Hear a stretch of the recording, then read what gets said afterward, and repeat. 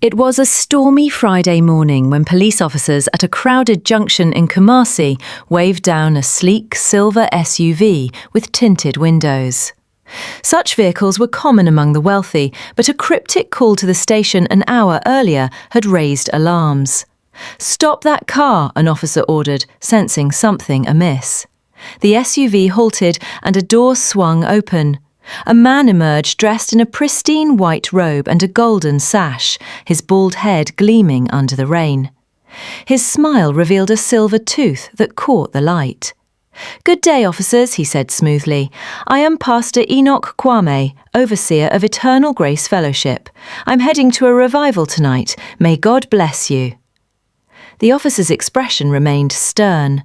"Open your trunk, please," he demanded. The pastor raised an eyebrow. "There's nothing inside," he replied, his tone tight. "Sir, it's routine," the officer insisted. "Just a moment." Enoch glanced at his watch.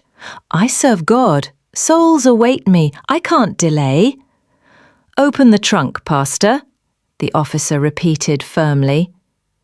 Enoch hesitated, then reached into his robe, pulling out a thick wad of crisp, seedy notes. He smiled again. "Take this, brothers, and let me continue the Lord's work." The officers' faces hardened.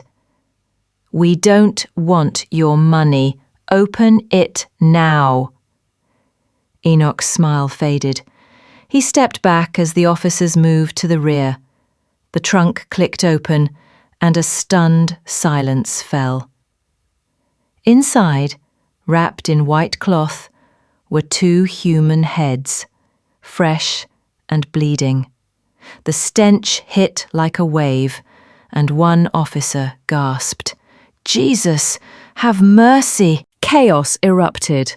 Officers shouted, phones appeared, and onlookers scattered. Some screamed, others fainted. A market woman collapsed, wailing, "Not Pastor Enoch, the healer!" Within minutes, the news spread across Kumasi like a wildfire. From the bustling Kejetia market to the quiet suburbs, people wept openly. "God forbid," a man cried, "not our Pastor Enoch." A woman clutched her chest, whispering, "He gave my son school fees last year." Enoch was no ordinary pastor. He'd paid rents, fed the hungry, and prayed for the jobless. His gentle smile and soft prayers had earned him titles like Daddy and Man of God. Market women once bowed as he passed. But now the police revealed a chilling truth.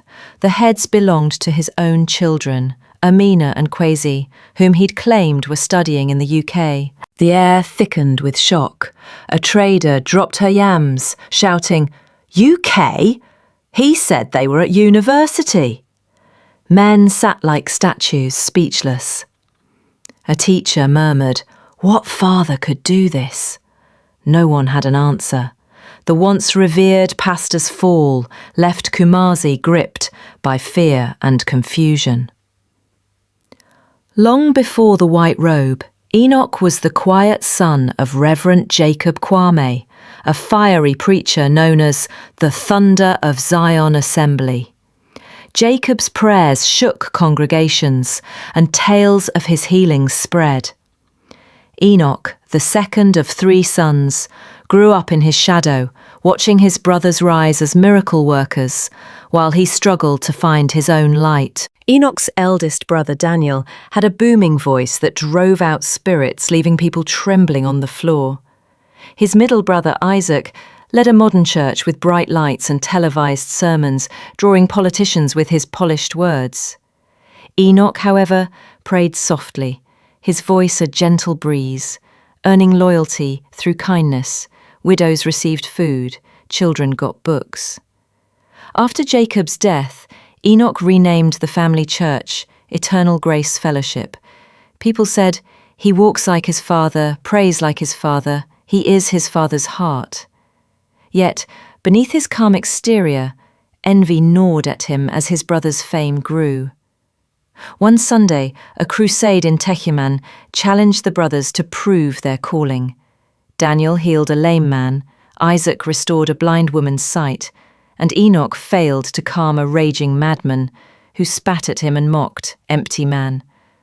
The crowd's whispers haunted him. That night, Enoch sat alone, the sky starless.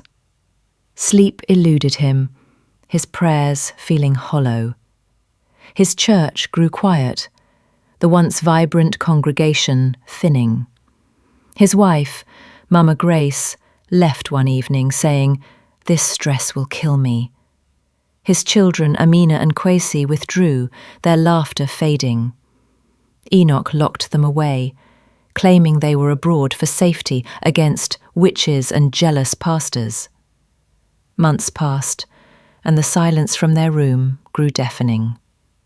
Desperate for power, he sought his brothers.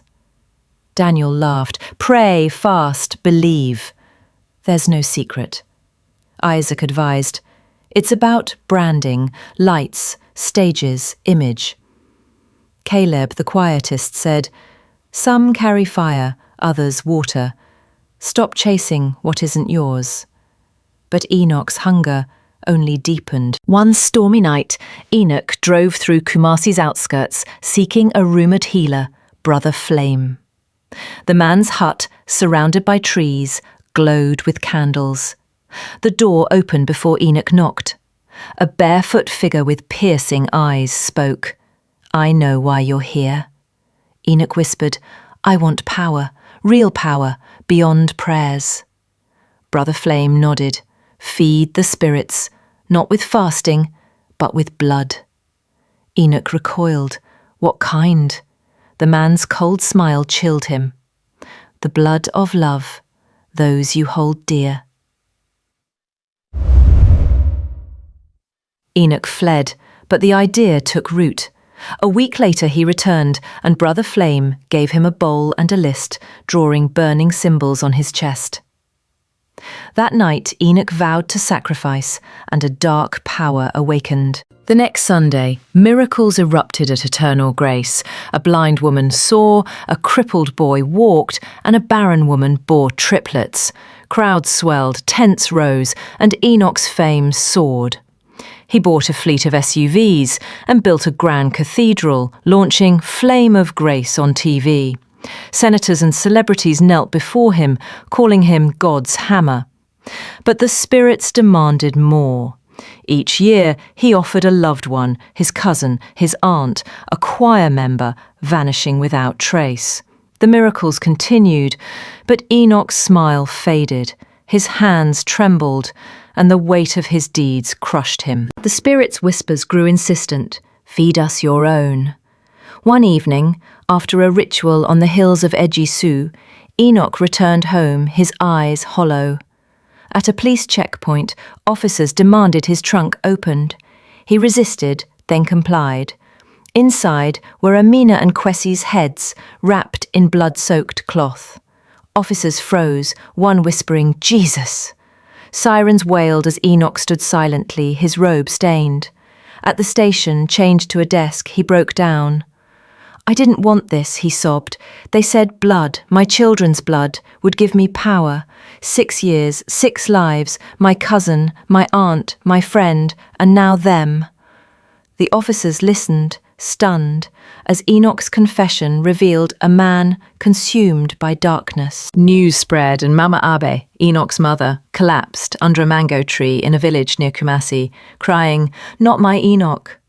Neighbours rushed to her, but she murmured, "I prayed over him. How did he fall?" The family fell silent. Daniel stopped preaching. Isaac dimmed his lights. Caleb ceased prophesying.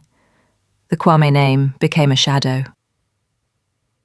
In his cell, Enoch sat, hollow-eyed, whispering, "I wanted to serve God, to be great." The realization dawned. Not all power is divine. Eternal Grace Fellowship closed, its gates chained, dust covering the altar.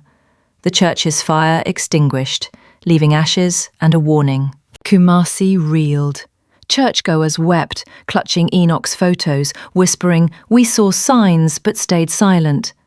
A woman fainted after holy water, another clutched her child, saying, "Should we test our pastors?" Trust shattered, investigations spread, and big-name preachers trembled. The lesson emerged: Not every miracle is holy, not every preacher walks in light. People grew cautious, questioning loud voices and flashy wonders. The story of Enoch Kwame, once daddy to many, became a cautionary tale. His cathedral, now a ruin with spiderwebs on the cross, stood as a reminder. The moral lingered. Look closer, for the devil may wear a white robe. Thanks for watching. If you enjoyed this story, please share your thoughts in the comments section and tell us where you're watching from. Don't forget to like, share, and subscribe, and turn on the notification bell so you'll know when we upload our next story.